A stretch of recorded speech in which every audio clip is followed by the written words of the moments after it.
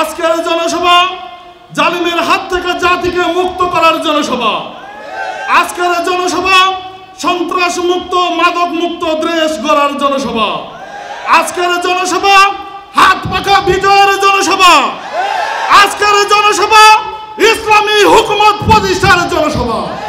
তাই আপনাদের সকলকে ঐক্যবদ্ধভাবে ইসলামী আন্দোলন বাংলাদেশের ছায়াতলে আসে ইসলামী আন্দোলনের হাতকে শক্তিশালী করার উদারতা আহ্বান জানিয়ে এখানে শেষ করছি।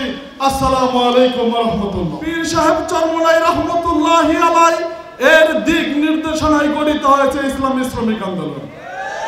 ইসলামী শ্রমিক আন্দোলন কি চায়? অধিকার বঞ্চিত শ্রমজীবী মানুষের ন্যায্য অধিকার প্রতিষ্ঠার লক্ষ্যে সর্বোত্তম পন্থায় প্রচেষ্টার মাধ্যমে প্রত্যেক শ্রমিকের অধিকার যেন বাংলার জমিনে বাস্তবায়ন হয়, সেই প্রত্যাশা। আজকের সংগ্রামী সাথী ও বন্ধুগণ, আজকের জনসভা অন্যায় অত্যাচার জুলুম বন্ধের জনসভা। আজকের জনসভা জালিমের হাত থেকে জাতিকে মুক্ত করার জনসভা। আজকের জনসভা সন্ত্রাস মুক্ত, মাদক মুক্ত দেশ গড়ার জনসভা। আজকের জনসভা হাত পাকা বিজয়ের জনসভা।